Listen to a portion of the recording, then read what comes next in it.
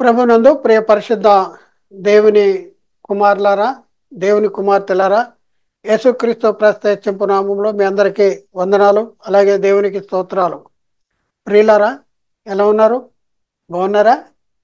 చాలా సంతోషం. దేవుని కృప మహదైశ్వర్యాన్ని బట్టి మేము కూడా కులసాగా ఉన్నాం. ప్రియులారా, మరి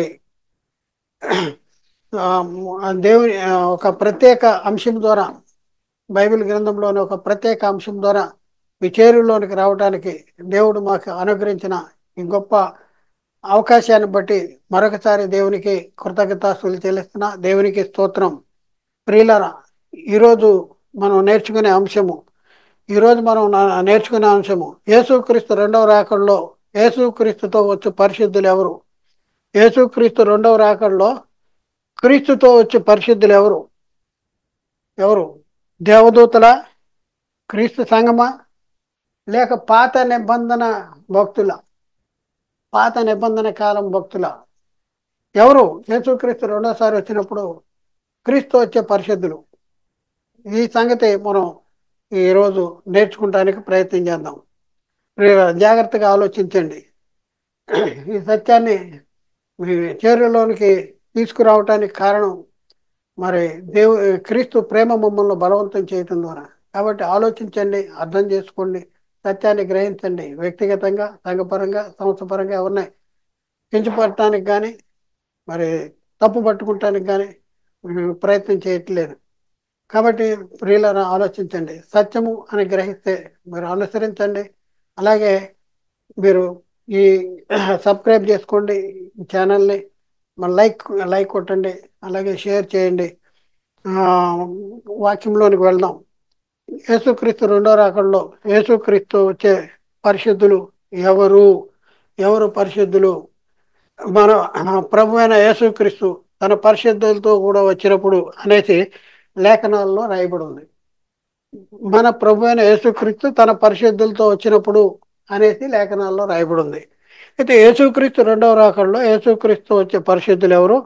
పాత నిబంధన కాలంలో ఉన్న నిద్రించిన నీతిమంతుల, యేసుక్రీస్తు సంగమా, లేక దేవదూతల? చూడండి ఎంత అద్భుతంగా మనం ప్రశ్నించాము. యేసుక్రీస్తు రెండోసారి క్రీస్తుతో ఈ లోకానికి వచ్చినప్పుడు యేసుక్రీస్తు వచ్చే పరిశుద్ధులు ఎవరు? పాత నిబంధన కాలంలో ఉన్నటువంటి కాలంలో నిద్రించిన నీతిమంతుల, లేకపోతే క్రీస్తు సంగమా, లేక దేవదూతల? ఎవరు వస్తారు యేసుక్రీస్తు రెండోసారి వచ్చినప్పుడు? అయితే ఏ అంశాన్ని బట్టి ఈ ప్రశ్న వేస్తున్నాం? ప్రశ్న వేయటానికి గల కారణం ఏంటి?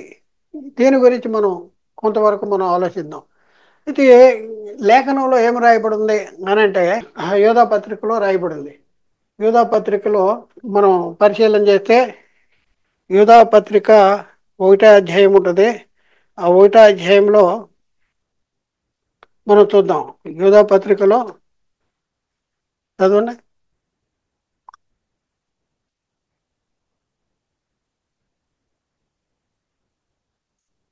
యోధా పత్రిక 1వ అధ్యాయం ఉంటుంది. 14-15 వచనాలు. ఇక్కడ తెస్సలోనిక అనేది తప్పుబడింది. కాబట్టి సరి చేసుకుందాం.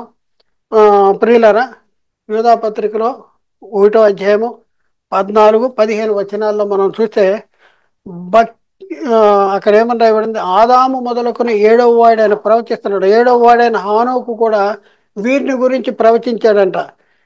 ఆ, ప్ర ప్రవచించాడు. ఇట్లా నేను ఇదిగో అందరికీ తీర్పు తీర్చుటకును వారిలో భక్తిహీనులందరూ భక్తిహీనముగా చేసిన వారి భక్తిహీన క్రియలన్నింటిని గూర్చి ఆ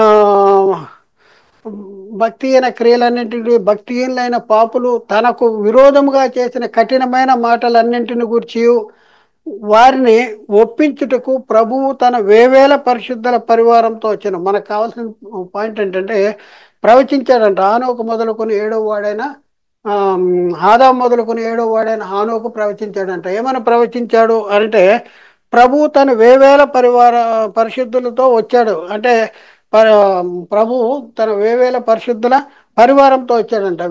ప్రభుతో కూడా, అంటే యేసుక్రీస్తుతో కూడా వచ్చే పరిశుద్ధులు ఎవరు? క్రీస్తు కూడా వచ్చే పరిశుద్ధులు ఎవరు అనేసి మనము మన ప్రశ్న అనమాట. యేసుక్రీస్తు కూడా వచ్చే పరిశుద్ధులు క్రీస్తు రెండవ రాకడలో క్రీస్తు కూడా పరిశుద్ధులు వస్తారు అనేసి లేఖనంలో ఇంకా వచనాలు ఉన్నాయి, చదువుదాం. అయితే ప్రియులరా, మరి ఈ సంగ ఇది ఎందుకు క్రీస్తు వచ్చే పరిశుద్ధులు ఎవరు అనేసి ప్రశ్న ఎందుకు వేసుకున్నాం అనంటే, లేఖనాల్లో క్రీస్తు కూడా పరిశుద్ధులు వస్తారని రాయబడి ఉంది కాబట్టి, ఈ పరిశుద్ధులు ఎవరు అనేసి మన మన ప్రియులు కొంతమంది అపోహపడుతూ వాక్యాన్ని తప్పుగా ప్రకటించారు, తప్పుగా ఆలోచిస్తున్నాడు, తప్పుడు అభిప్రాయాన్ని కలిగి ఉన్నారు.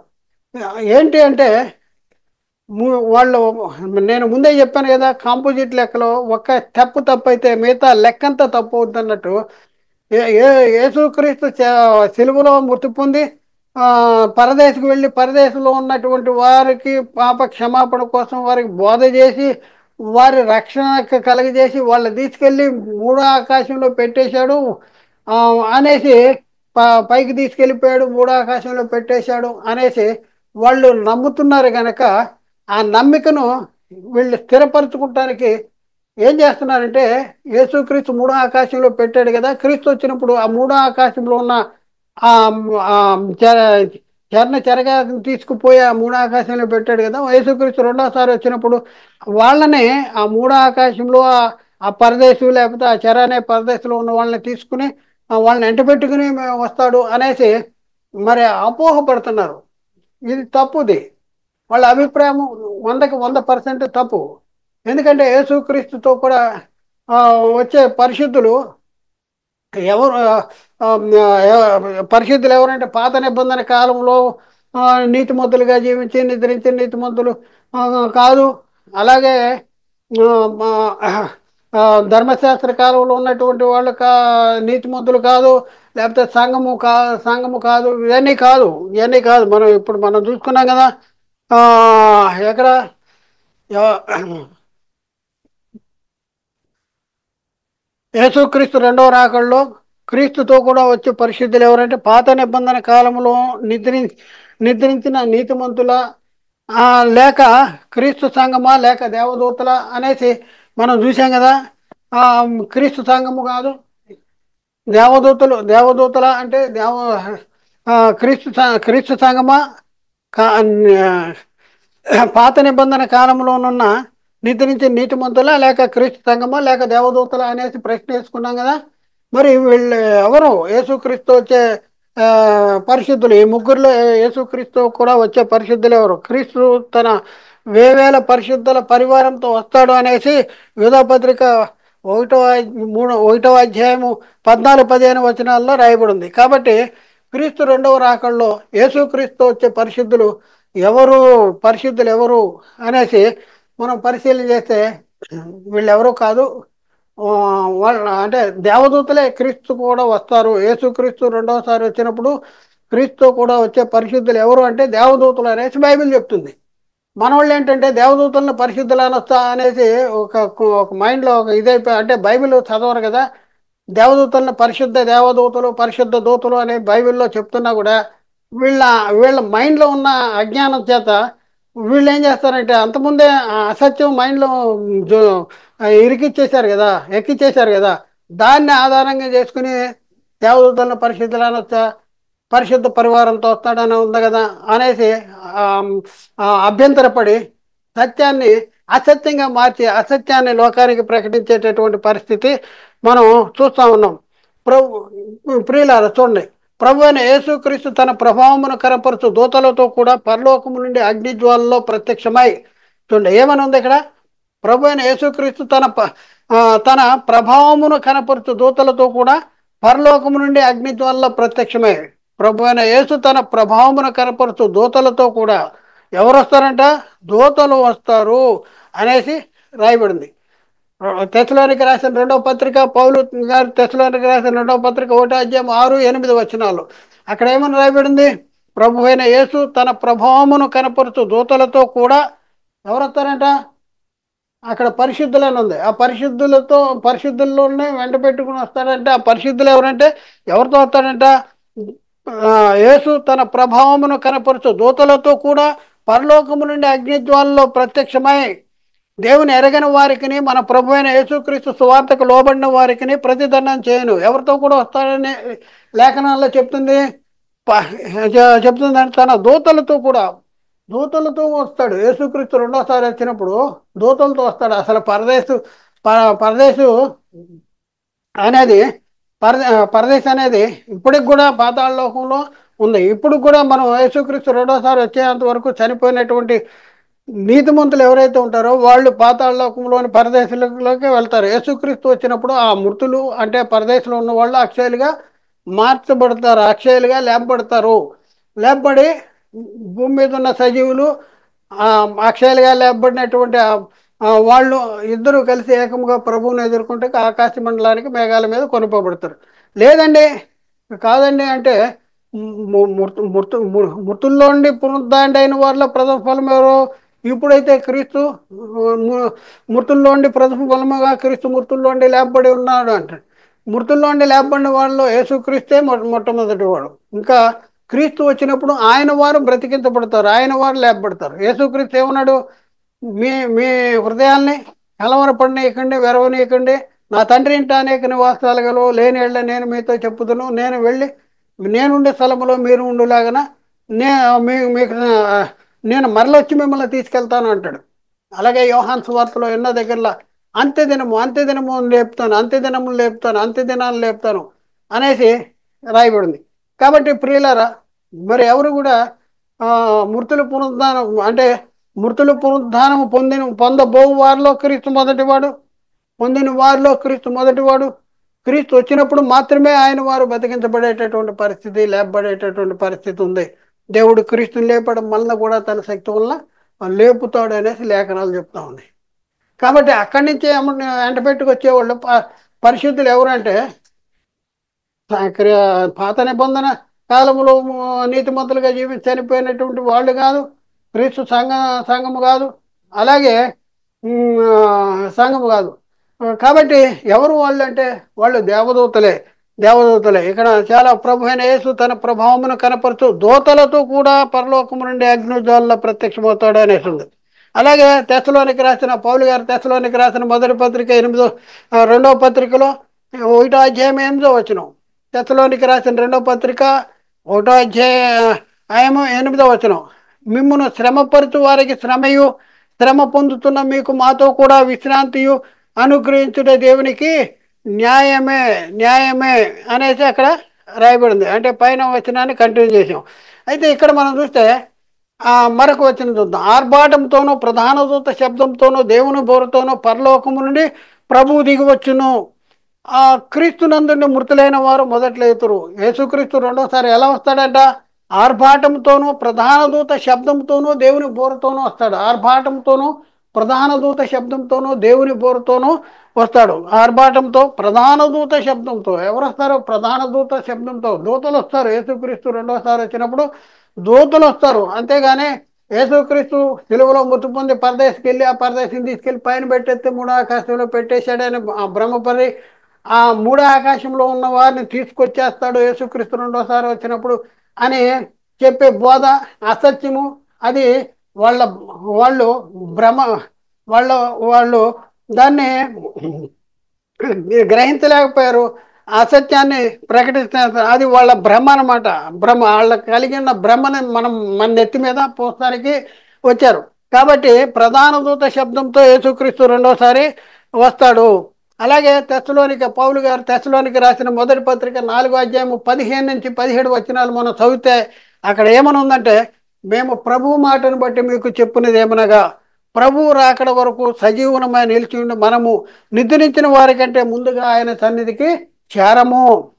ఆర్భాటముతోనూ ప్రధాన దూత శబ్దంతోనూ దేవుని బోరతోనూ పరలోకము నుండి ప్రభువు దిగివచ్చును. క్రీస్తునందుని మృతులైన వారు మొదట్లో ఎదురు. ఇక్కడ ఏమైందంటే ఆర్భాటముతోనూ ప్రధాన దూత శబ్దముతోనూ దేవుని బోరతోనూ పరలోకము నుండి ప్రభువు దిగి వస్తాడు. యేసుక్రీస్తు రెండోసారి వచ్చినప్పుడు క్రీస్తు వచ్చే పరిశుద్ధులు ఎవరు అంటే దూతలు అనేసి మనకు అర్థమవుతుంది. అలాగే 17వ వచనం మొదటి దశలోనిక 4వ అధ్యాయం 17వ వచనం, ఆ మీదట సజీవమైన నిలిచిండు మనమును వారితో కూడా ప్రభువుని ఎదుర్కొంటూ ఆకాశ మండలానికి మేఘాల మీద కొనుకోబడదాము, కాగా మనము సదాకాలము ప్రభుతో కూడా ఉంటాము అనేది అక్కడ రాయబడింది. ఇంకా మరొక వచనాన్ని మనం పరిశీలన చేద్దాం. మరొక వచనాన్ని, మనిషి కుమారుడు తనకును తన తండ్రికిని పరిశుద్ధ దూతలకు కలిగి ఉన్న మహిమతో వచ్చును. ఎవరు మహిమతో వస్తాడంట? పరిశుద్ధ దూతలకు కలిగి ఉన్న మహిమతో. అంటే యేసుక్రీస్తు ఆమ్, తో వచ్చే పరిశుద్ధులు ఎవరంటే, ఇక్కడ మనకు అర్థమయ్యేది ఏంటంటే దూతలు అనేది అక్కడ రాయబడింది. లోకాసు వార్త 9:26 నన్ను గూర్చి, నా మాటను గూర్చి సిగ్గుపడు వాడెవడో వాణ్ణి గూర్చి మనిషి కుమారుడు తనకును తన తండ్రికిని పరిశుద్ధ దూతలకు కలిగి ఉన్న మహిమతో వచ్చినప్పుడు సిగ్గుపడును అన్నాడు. అంటే యేసుక్రీస్తు రెండోసారి వచ్చినప్పుడు క్రీస్తు వచ్చే పరిశుద్ధులు ఎవరంటే దూతలు అనేసి మనకి అర్థమవుతుంది. అలాగే మరొక దగ్గర మనిషి కుమారుడు తన తండ్రి మహిమ గలవాడై తన దూతలతో కూడా రాబోతున్నాడు. తన తండ్రి మహిమ గలవాడు, తన తండ్రి మహిమ కలిగి తన దూతలతో వస్తున్నాడు. తండ్రి మహిమ కలిగి తన దూతలతో వస్తున్నాడు. చాలా స్పష్టంగా రాయబడింది. మత్తయి సువార్త 16:27 మనం చూసుకుంటే, మనిషి కుమారుడు తన తండ్రి మహిమ గలవాడై తన దూతలతో కూడా రాబోతున్నాడు. అప్పుడు ఆయన ఎవని క్రియలు చొప్పున వానికి ప్రతిఫలం ఇచ్చును. మనిషి కుమారుడు తన తండ్రి మహిమ గలవాడే తన దూతలతో కూడా, యేసుక్రీస్తు రెండో రాకల్లో వచ్చే పరిశుద్ధులు ఎవరు? పరిశుద్ధుల్ని వెంట పెట్టుకొస్తాడంటే ఎవరు ఆ పరిశుద్ధులు? అంటే పరిశుద్ధులు ఎవరంటే దూతలు అనేసి మనకి చాలా స్పష్టంగా అర్థమవుతుంది. అలాగే మరొక సందర్భంలో రాయబడిన మాట ఏంటంటే, వాటిని విత్తు శత్రువు అపవాది, అంటే విత్తువాన్ని గురించి చెప్పినటువంటి ఉపమానంలో ఆయన చెప్తున్నాడు, వాటిని విత్తు శత్రువు అపవాది, కోత కోయేవారు, కోత యుగ సమాప్తి, కోత కోయేవారు దేవదూతలు. మనిషి కుమారుడు తన దూతలను పంపును. అంటే యేసుక్రీస్తుతో వచ్చే పరిస్థితులు ఎవరంటే దూతలు. యేసుక్రీస్తు వచ్చి ఆకాశ మేఘాలు ఉండే అక్కడి నుంచి దూతలను పంపిస్తాడు. తన దూతలను పంపును అంటాడు. చూద్దాం, వచనాన్ని చూద్దాం. మత్తయి సువార్త 13:37-42 మనం చదువుదాం. అందుకు ఆయన ఇట్లనను, మంచి విత్తనము విత్తువాడు మనిషి కుమారుడు, పొలము లోకము, మంచి విత్తనములు రాజ్య సంబంధులు, గురుగులు దుష్టుని సంబంధులు, వాటిని విత్తిన శత్రువు అపవాది, కోత యుగ సమాప్తి. కోత కోయేవారు ఎవరంట? దేవదూతలు. కోత కోసేవాళ్ళు ఎవరు? దేవదూతలు కోత కోస్తారు. అంటే యేసుక్రీస్తు వచ్చే పరిశుద్ధులు ఎవరంటే దేవదూతలు. అలాగే మత్తయి సువార్త 13:37-41 మనం చూద్దాం. గురుగులు ఎలాగూ కూర్చోబడి అగ్నిలో వేయబడును, అలాగే యుగ సమాప్తి ఎందు జరుగును. మనిషి కుమారుడు తన దూతల్ని పంపును, వారు ఆయన రాజ్యము నుండి ఆటంకములకు సకలమైనటువంటి వాటిని దుర్నీతి పనులను సమకూర్చి అగ్నిగుండములో పడవేయను. మనిషి కుమారుడు తన దూతలను పంపిస్తాడు. యేసుక్రీస్తుతో వచ్చే పరిశుద్ధులు ఎవరంటే దూతలు. ఆయన ఆకాశ మేఘాడు ఉండి అక్కడి నుంచి తన దూతలను పంపిస్తే వాళ్ళు వచ్చి ఆయన రాజ్యములో ఉండే ఆటంకములైన వారిని, సకల విధమైన దుర్నీతి పనులను సమకూర్చి అగ్నిగుండంలో పడేస్తాడు అని. అలాగే 42-43 చూద్దాం. అక్కడ ఏడ్పులు పండు కొరుకుట ఉండను, అప్పుడు నీతిమంతులు తమ తండ్రి రాజ్యమును సూర్యుని వల్ల తేజరిల్లుదురు, చెవులు గలవాడు విన్ను గాక అనేసి అక్కడ రాబడి. ఇంకా మనం చూస్తే తన మహిమతో మనిషి కుమారుడు ఆయనతో కూడా సమస్త దూతలు వచ్చినప్పుడు, యేసుక్రీస్తు మనిషి కుమారుడితో ఎవరు వస్తారంట? సమస్త దూతలు వస్తారంట. సమస్త దూతలు వస్తారు అనేసి ఎక్కడ రాయబడింది? మత్తయి సువార్త 25:31 తన మహిమతో మనిషి కుమారుడును ఆయనతో కూడా సమస్త దూతలను వచ్చినప్పుడు, ఆయనతో సమస్త దూతలు, యేసుక్రీస్తు ఎవరు వస్తారు? సమస్త దూతలు వచ్చినప్పుడు ఆయన తన మహిమ గల సింహాసనం మీద ఆసీనుడై ఉండను. అంటే యేసుక్రీస్తు రెండోసారి వచ్చినప్పుడు ఎవరితో వస్తాడంటే తన దూతలతో వస్తాడు అని ఉంది. అలాగే మనిషి కుమారుడు తన తండ్రి మహిమ గలవాడే పరిశుద్ధ దూతలతో కూడా వచ్చినప్పుడు సిగ్గుపడునని చెప్పాను. యేసుక్రీస్తు రెండోసారి వచ్చినప్పుడు ఎలా వస్తాడంట? మనిషి కుమారుడు మార్కు సువార్త 8:38 వ్యభిచారమును పాపమును చేయు ఈ తరము వారిలో నన్ను గూర్చి, నా మాటలను గూర్చి సిగ్గుపడు వాడెవడో వాణిని గూర్చి మనిషి కుమారుడు. చూడండి, యేసుక్రీస్తు రెండోసారి వచ్చే దాని గురించి చెప్తున్నాడు. మనిషి కుమారుడు తన తండ్రి మహిమ గలవాడే పరిశుద్ధ దూతలతో కూడా వచ్చినప్పుడు తండ్రి మహిమ గలవాడే ఎవరితో వస్తాడంట? తన దూతలతో కూడా వస్తాడు, దూతలతో వస్తాడు. అంటే యేసుక్రీస్తు రెండోసారి వచ్చినప్పుడు క్రీస్తు వచ్చే వాళ్ళు ఎవరు అంటే దూతలు, దూతలు. అలాగే మనం చూస్తే మరొక వచనంలో ఏముంది? అలాగే యుగ సమాప్తి ఎందు జరుగును, దేవదూతలు వచ్చి నీతిమంతుల్లో ఉండి దుష్టుల్ని వేరుపరిచి వీరిని అగ్నిగుండంలో పడవేయుదురు, అక్కడ ఏడ్పులు పళ్ళు కొరుకుట ఉండును. ఈ మాట ఎక్కడ రాయబడింది? మత్తయి సువార్తలో 13వ అధ్యాయము 47 నుంచి 50 వచనాలు చూస్తే, మరియు పరలోక రాజ్యము సముద్రములో వేయబడిన నానా విధములైన చేపల్లో పట్టి వలను పోలి ఉన్నది. అది నిండినప్పుడు దాన్ని దరికి లాగి కూర్చుండి మంచి వాటిని గంపలో చేర్చి చెడ్డ వాటిని బయట పారవేయుదురు. అలాగే యుగ సమాప్తి ఎందు జరుగును, దేవదూతలు వచ్చి క్రీస్తు వచ్చే పరిశుద్ధులు ఎవరంటే దేవదూతలను పంపిస్తాడంట. దేవదూతలు వచ్చి నీతిమంతుల్లో ఉండి దుష్టులను వేరుపరిచి వీరిని అగ్నిగుండంలో పడవేయుదురు, అక్కడ ఏడ్పులు పళ్ళు కొరుకుట ఉండును. మరి మరియు ఆయన గొప్ప బోరతో తన దూతలను పంపును, వారు ఆకాశం యొక్క ఈ చివరి నుండి ఆ చివరి వరకు నలుదిక్కుల నుండి ఆయన బడిన వారిని పోగు చేస్తారంటే. చూడండి, యేసుక్రీస్తు రెండోసారి వచ్చినప్పుడు ఏం చేస్తారు? మరొక వచనం రాయబడింది ఏంటంటే, మరియు ఆయన గొప్ప బోరతో తన దూతలను పంపిస్తాడు, వారు ఆకాశం యొక్క ఈ చివరి నుండి ఆ చివరి వరకు నలుదిక్కుల నుండి ఆయన ఏర్పరచుకున్న వారిని పోగు చేతురు. దూతలను పంపిస్తాడు, దూతలు వస్తారు అనేసి లేఖనంలో ఆయన దూతలను వెంట పెట్టుకొస్తాడు. ఆయన అంటే దూతలను వెంట పెట్టుకొస్తే పరిశుద్ధులని ఎందుకు ఉంది అంటే, వీళ్ళ డౌట్ ఏంటంటే దూతల్ని పరిశుద్ధులు అనేసి బైబిల్ చెప్పలేదు అనేసి వీళ్ళ డౌట్. ఎందుకంటే వీళ్ళు బైబిల్ చదవరు కదా, బైబిల్ చదివే అలవాటు లేదు, చదివిన జ్ఞానం, దాన్ని అర్థం చేసుకునే జ్ఞానం కూడా లేదు. ఎందుకంటే వాళ్ళ మైండ్లో ఆల్రెడీ బురద పేరుకుపోయింది. దాన్ని బట్టి చదివిన వాళ్ళ బుర్రలోకి ఎక్కే పరిస్థితి లేదు. మత్తయి సువార్తలో 24వ అధ్యాయం 30-37 వచనంలో అప్పుడు మనిషి కుమారుడు సూచన ఆకాశం ముందు కనపడును, అప్పుడు మనిషి కుమారుడు ప్రభావముతోను మహామహిమతోను ఆకాశ మేఘాడే వచ్చి చూచి భూమి మీద ఉన్న వారు రొమ్ము కొట్టుకుందరు. మరియు ఆయన గొప్ప బోరతో తన దూతలను పంపును, వారు ఆకాశం యొక్క ఈ చివరి నుండి ఆ చివరి వరకు నలుదిక్కుల నుండి ఆయన ఏర్పరచుకున్న వారిని పోగు చేస్తారు అనేసి రాయబడింది. కాబట్టి ప్రియులారా, ఒకసారి ఆలోచించండి, క్రీస్తు రెండవ రాకడలో క్రీస్తుతో వచ్చే పరిశుద్ధులు ఎవరు? ఒకసారి ఆలోచించండి. దేవదూతలు. మనోళ్ళు ఏం చెప్తున్నారు? వాళ్ళు యేసుక్రీస్తు సెలవులో మృతి పొంది చెరైన పరదేశికి వెళ్ళి ఆ పరదేశంలో ఉన్న వాళ్ళకి సువార్త ప్రకటన చేసి వాళ్ళకి పాప క్షమాపణ కలిగజేసి రక్షణ కలిగజేసి ఆ చెరైన పరదేశం తీసుకెళ్ళి 3 ఆకాశంలో పెట్టేస్తే యేసుక్రీస్తు రెండోసారి వచ్చినప్పుడు వాళ్ళని అంటపెట్టుకొస్తాడు, ఆ పరిశుద్ధుల్ని ఎంటపెట్టుకొస్తాడు. అంటే పరదేశంలో ఉన్న పరిశుద్ధుల్ని పైకి తీసుకెళ్ళిపోతే వాళ్ళని ఎంటపెట్టుకొస్తాడు అనేసి చెప్పేటటువంటి అసత్య బోధ చెప్తా ఉన్నారు. ఇది వాళ్ళు చెప్పే బోధ అసత్యము. యేసుక్రీస్తు పరదేశికి వెళ్ళాడు, కానీ పరదేశికి బోధ చేశాడని బైబిల్లో ఎక్కడ లేదు. వాళ్ళ పరదేశంలో ఉన్న వాళ్ళు నీతిమంతులు, పరిశుద్ధులు, వాళ్ళు దేవుని చిత్తాన్ని జరిగించిన వాళ్ళే పరదేశికి వెళ్ళారు.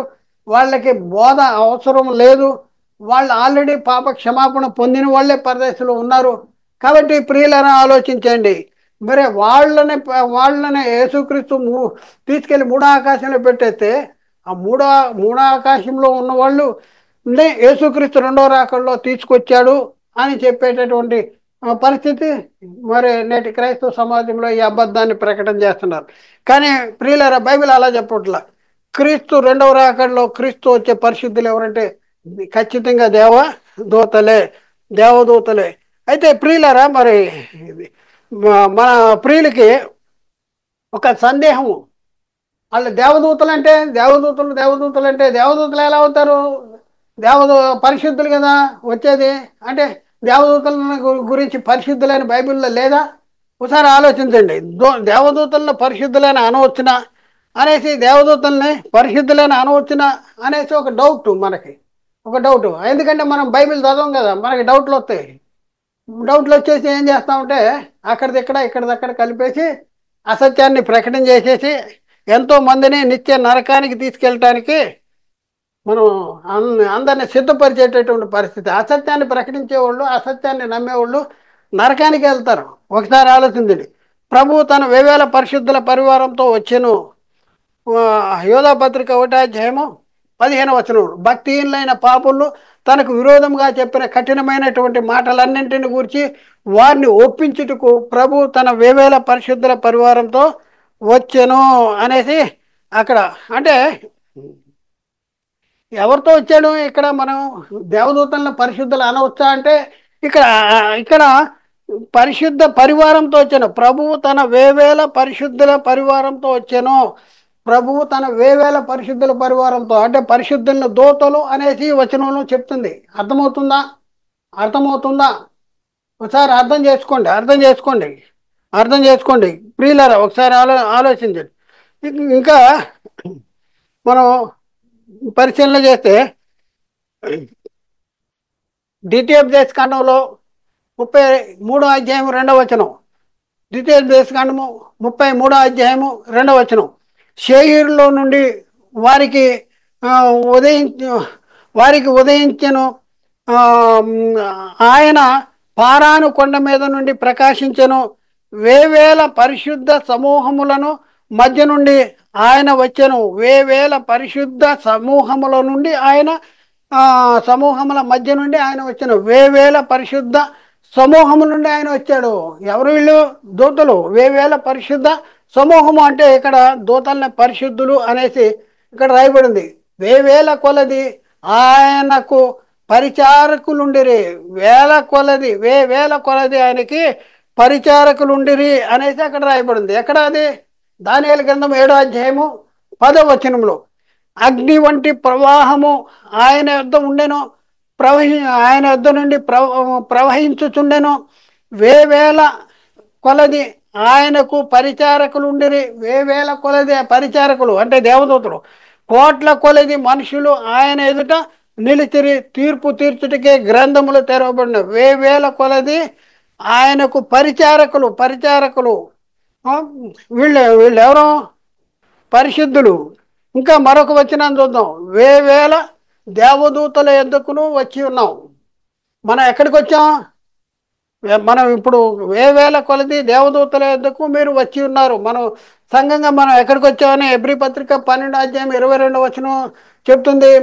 అంటే హెబ్రీ పత్రిక 12:22లో చూస్తే, ఇప్పుడైతే సీయోను కొండకును జీవమగల దేవుని పట్టణమునకును అనగా పరలోక యెరూషలేమునకును వేవేల కొలది దేవదూతల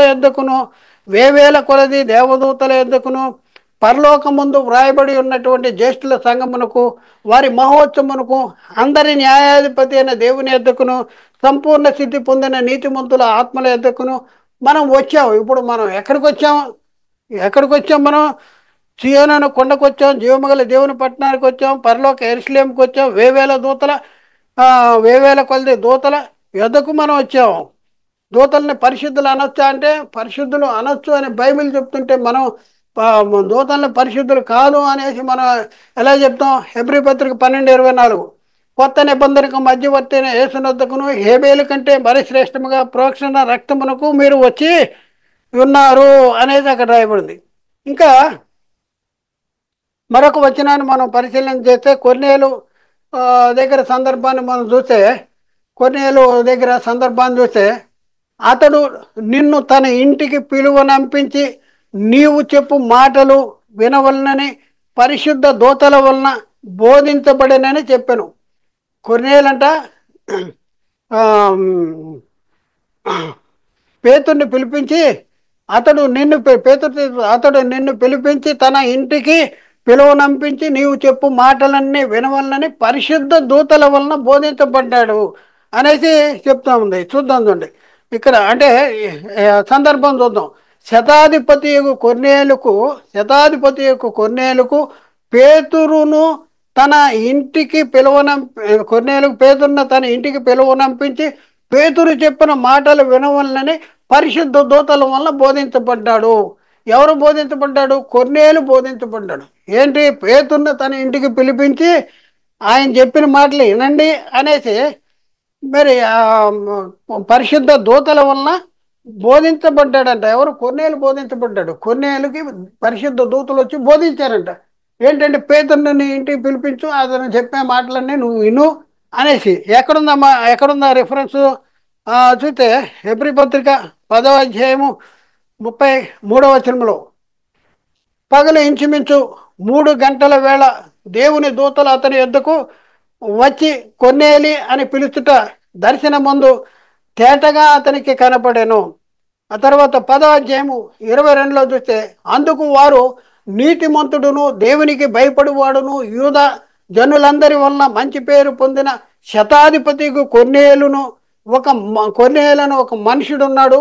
అతడు నిన్ను తన ఇంటికి పిలువనంపించి నీవు చెప్పు మాటలు వినవలనని పరిశుద్ధ దూతల వలన బోధింపబడేనని చెప్పిరి. అప్పుడు అతడు వారిని లోపలికి పిలిపించి ఆతిథ్యం ఇచ్చెను. ఇక్కడ మనం చూస్తే ఈ వచనంలో పరిశుద్ధ దూతల వలన అన్నాడు. పరిశుద్ధ దూతలు, దూతలు ఎవరండి? పరిశుద్ధులు. యేసుక్రీస్తు రెండోసారి వచ్చినప్పుడు పరిశుద్ధ దూతలతో కూడా వస్తాడు, పరిశుద్ధులతో కూడా వస్తాడంటే పరిశుద్ధులతో ఎవరి పరిశుద్ధులు? ఒకసారి ఆలోచించండి. బైబిల్ మనం చదువుతున్నామా, ఏం చేస్తున్నాం? పరిశుద్ధ దూతల సభలో ఆయన మిక్కిలి భీకరుడు అంట. పరిశుద్ధ దూతల సభలో ఆయన మిక్కిలి భీకరుడు. కీర్తన గ్రంథము 89:7లో మనం చూస్తే, కీర్తన గ్రంథము 89:7లో పరిశుద్ధ దూతల సభలో ఆయన మిక్కిలి భీకరుడు, తన చుట్టూ ఉన్న వారందరికంటే భయంకరుడు. ఇక్కడ పరిశుద్ధ దూతల సభలో ఆయన మిక్కిలి భీకరుడు అంట. దేవుని గురించి చెప్తున్నాడు. పరిశుద్ధ దూతల సభలో ఆయన మిక్కిలి భీకరుడు. దూతల్ని పరిశుద్ధులు అనొచ్చా అంటే బైబిల్ చెప్తే అనొచ్చు. బైబిల్ చెప్తాను. దూతలు అని ఎలా అంటాం? అందుకనే ఆ పరిశుద్ధులు ఎవరు? క్రీస్తు వచ్చే పరిశుద్ధులు ఎవరు అంటే యేసుక్రీస్తుని పరదేశి తీసుకెళ్ళిపోదాం, పరదేశంలో ఉన్న బోధలు చేసినట్టు చెప్దాం, వాళ్ళని తీసుకెళ్ళి 3 ఆకాశాలను పెట్టేద్దాం, యేసుక్రీస్తు రెండోసారి వచ్చిన కూడా వాళ్ళతో కూడా పంపించేద్దాం, ఆయనతో కూడా పంపించేద్దాం. ఇది తప్పుడు బోధ. ఇది కీర్తనల గ్రంథము 89:5, యెహోవా ఆకాశ వైశాల్యము నీ ఆశ్చర్య కార్యములను స్తుతించుతున్నది, పరిశుద్ధ దూతల సమాజములో నీ విశ్వాస్యతను బట్టి నీకు స్తుతులు కలుగుతున్నవి. పరిశుద్ధ దూతల సమాజములో పరిశుద్ధ దూతలు అనేసి అక్కడ రాయబడింది. ఇంకా మనం చూస్తే పరిశుద్ధ దూతల ఎదుట, గొర్రెపిల్ల ఎదుట అగ్ని గంధకముల చేత వాడు బాధించబడును. పరిశుద్ధ దూతల్ని ఇక్కడ పరిశుద్ధులని ఉంది. ఎక్కడ? ప్రకటన గ్రంథములో 14వ అధ్యాయము 10వ వచనం. ఏమియు కలపకుండా దేవుని ఉగ్రత పాత్రలో పోయబడిన దేవుని కోపము మధ్యమును వాడు త్రాగును. పరిశుద్ధ దూతల ఎదుటను గొర్రెపిల్ల ఎదుటను అగ్ని గంధకముల చేత వాడు బాధించబడును. పరిశుద్ధ దూతల ఎదుటను అనేసి ఇక్కడ దూతల్ని పరిశుద్ధులు అనేసి చెప్పబడింది. దూతల్ని పరిశుద్ధులు అనొచ్చా అనేసి ప్రశ్న వేస్తున్నారు. చూడండి, మరొక వచనంలో ఏమని రాయబడిందంటే, పరిశుద్ధ దేవతల ఆత్మ అతని యందు ఉంది, కావున నేను అతనికి నా కలను చెప్పి తిని అనేసి చెప్పండిటువంటి మాట మనం చూద్దాం. ఇక్కడ దానియేలు గ్రంథంలో 4వ అధ్యాయం 8వ వచనంలో, కడపట బెల్తెషెదరు అను నా దేవతల పేరుని బట్టి బిరుదు పొందిన దానియేలును వాడు నా ఎదుటికి వచ్చెను. పరిశుద్ధ దేవతల ఆత్మ అతని యందుండెను, కావున నేను అతనికి నా కలను చెప్పి తిని. పరిశుద్ధ దేవతల ఆత్మ దానియేలుకి ఉంది అనేసి ఇక్కడ చెప్తా ఉన్నాడు. అంటే నెబుకద్నెజరు రాజు బెల్తెషెదరు దానియేలుతో నీ యందు పరిశుద్ధ దేవతల ఆత్మ ఉన్నది అని చెప్తున్నాడు. నెబుకద్నెజరు రాజు బెల్తెషెదరు దానియేలుతో నీ యందు పరిశుద్ధ దేవతల ఆత్మ ఉన్నది అనేసి చెప్తున్నట్టు పరిస్థితి మనం చూస్తూ ఉన్నాం. దానియేలు గ్రంథము 4వ అధ్యాయము 18వ వచనం. బెల్తెషెదరు, నెబుకద్నెజరు నాకు కలిగిన దర్శనమును ఇదే, నీవు తప్ప నా రాజ్యం ముందు ఏ జ్ఞానియు దాని భావమును నాకు చెప్పనేరడు. నీ యందు పరిశుద్ధ దేవతల ఆత్మ ఉన్నది కనుక నీవే దానిని చెప్పగల సమర్థుడు అని. పరిశుద్ధ దేవతల ఆత్మ ఇక్కడ మనం చూస్తే దూతల్ని పరిశుద్ధులు అని చెప్పబడినటువంటి అనేక సందర్భాలు బైబిల్లో రాయబడి ఉన్నాయి. దూతల్ని పరిశుద్ధులు అనేసి ఆ, ఇంత ఆ, ఇంతవరకు మనం నేర్చుకున్న సంగతులను బట్టి మనకు అర్థమైంది ఏంటి? ఏం అర్థమవుతుంది?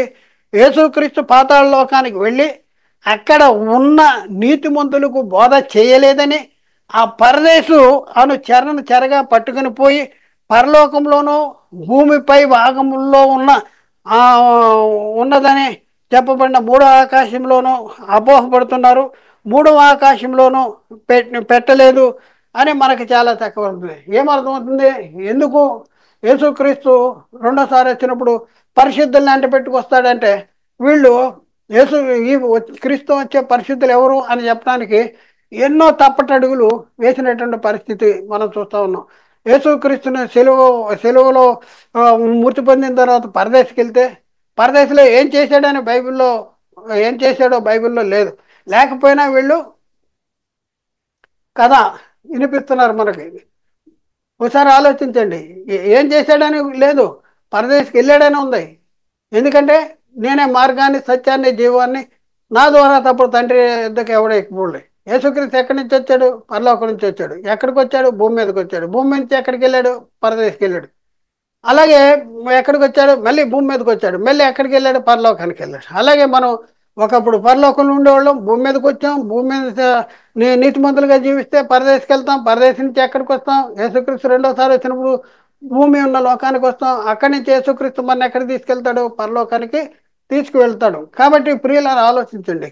యేసుక్రీస్తు పరలోకానికి వెళ్ళి అక్కడ ఉన్న పరదేశంలో ఉన్న ఆత్మలు పాపులు కాదు. ఆ పాపులు అయిన పరదేశంలో ఉన్న వారికి బోధ, వాళ్ళు పరిశుద్ధులు, వాళ్ళకి బోధ కూడా అవసరం లేదు. వాళ్ళు నీతిమంతులే, వాళ్ళకి బోధ చేయలేదు. వాళ్ళని చెరపట్టుకుని తీసుకుని మూడాకాశంలోనూ పరలోకంలో పెట్టలేదు. ఇప్పుడైతే నిద్రించిన వారిలో ప్రథమ ఫలముగా క్రీస్తు మాత్రమే మృతుల నుండి తిరిగి లేచాడు. క్రీస్తు వచ్చినప్పుడు మాత్రమే ఆయన వారిని తీసుకువెళ్తాడు. కాబట్టి ప్రియులారా ఒకసారి ఆలోచించండి, అర్థం చేసుకోండి. ఇక్కడ మనం చూస్తే ప్రియులారా చాలా జాగ్రత్తగా ఆలోచించండి. కనుక క్రీస్తు రెండవ రాకడలోపు క్రీస్తు రెండవ రాకడలో క్రీస్తు వచ్చే పరిశుద్ధులు దేవదూతలే కానీ నిద్రించిన నీతిమంతులు కాదు అని మనకు స్పష్టంగా అర్థమైంది. క్రీస్తు వచ్చే పరిశుద్ధులు ఎవరు అంటే దేవదూతలే కానీ నిద్రించిన నీతిమంతులు మాత్రం కారు. పాత నిబంధన భక్తులు కారు, నిద్రించిన నీతిమంతులు కారు. వీళ్ళందరూ ఎక్కడున్నారంటే పరదేశంలో ఉన్నారు. వాళ్ళు వాళ్ళు అడుగుతున్న నాదా సత్య స్వరూపి పరిశుద్ధుడ ఎందాక తీర్పు తీర్చకి మా రక్తము నిమిత్తం భూనివాసులకు ప్రతిదండాన్ని చేయకి ఉండు అని వారు బిగ్గరగా కేక వేశారట. వారిలో ప్రతి వానికి తెల్లని వస్త్రం ఇవ్వబడింది. మరియు వారి వల్లనే చంపబడబోవు వారి ఏకయు సహదాతులు ఏకయు లెక్క పూర్తి అయ్యే వరకు ఇంకా కొంచెం కాలం విశ్రమించండి అంటున్నాడు. విశ్రమించండి, లెక్క సంపూర్ణం కాలేదంట. కాబట్టి ప్రియులను ఆలోచించండి. ఇప్పటి వరకు ప్రథమ ఫలముగా క్రీస్తు మృతుల్లోండి లేపబడ్డాడు. ఇప్పుడు వరకు మృతుల పునరుద్ధానం పొందబోవారిలో మొదటి వాడు యేసుక్రీస్తు. క్రీస్తు కంటే ముందు ఎవరు కూడా మృతుల పునరుద్ధానం పొందలేదు. మరి తర్వాత వెళ్ళిపోవచ్చా అంటే లేదు, నేను వచ్చి మిమ్మల్ని తీసుకెళ్తాను కానీ మీరు ఎవరు కూడా కంగారు పడొద్దు మీ బోధకుల మాటని అని చెప్తా ఉన్నాడు. కాబట్టి ఆలోచించండి, అర్థం చేసుకోండి. బైబిల్ని అర్థం చేసుకోవాలి. తప్పుడు బోధన ఖండించండి. తప్పుడు బోధన ఎక్కడికక్కడ ఖండించండి. ఎందుకంటే సాతాను రెచ్చిపోతున్నాడు. అసత్య బోధ సాతాను తానే వెలుగుదూత వేషం ధరించుకున్నాడు. వాని పరిచారకులకు నీతి పరిచారకుల వేషం ధరింపజేసి మరి సంఘాల్లోకి వదిలేస్తా ఉన్నాడు. వాళ్ళు వచ్చేసి కడిపే దేవుడిగా ఈ లోకంలో జీవిస్తూ అసత్యాన్ని మరి ప్రకటిస్తూ అనేక మందిని నిత్య నరకానికి తీసుకెళ్లేటటువంటి పరిస్థితుల్లో ఉన్నటువంటి పరిస్థితి. కాబట్టి క్రీస్తు ప్రేమ మమ్మల్ని బలవంతం చేయటం ద్వారా ఈ సత్యాన్ని మీ దగ్గరికి తీసుకొచ్చాము. ఆలోచించండి, అర్థం చేసుకోండి, సత్యాన్ని గ్రహించండి. సత్యం అని అంటే వెంటనే దీన్ని అనుసరించండి. మేము నమ్మిందే కరెక్ట్. మేము నమ్ము అంటే మిమ్మల్ని ఎవరు కూడా బలవంతం చేయట్లా. మీరు నమ్మద్దు. మీరు సత్యము అని గ్రహిస్తే మీరు నమ్మండి, మీరు అనుసరించండి. మేము సత్యము అని గ్రహించు అంటే మీరు నమ్మద్దు, మీరు అనుసరించద్దు. కాబట్టి ఆలోచించండి. క్రీస్తు ప్రేమ మమ్మల్ని బలవంతం చేయడం ద్వారానే ఈ సత్యాన్ని మేము ముందుకు తీసుకురావటానికి మేము ప్రయత్నపడ్డాం. కాబట్టి ఆలోచించండి. ఇంకా నేర్చుకోవాల్సిన సంగతులు చాలా ఉన్నాయి. అవన్నీ కూడా క్రమంగా చెప్పడానికి ప్రయత్నం చేద్దాం. దేవుడు మాట్లాడిన ప్రతి మాట ప్రతి ఒక్క హృదయంలో నీరు గట్టి ఫలం చేయనుగాక. ఆమెన్. అందరికీ వందనాలు. దేవునికి స్తోత్రాలు.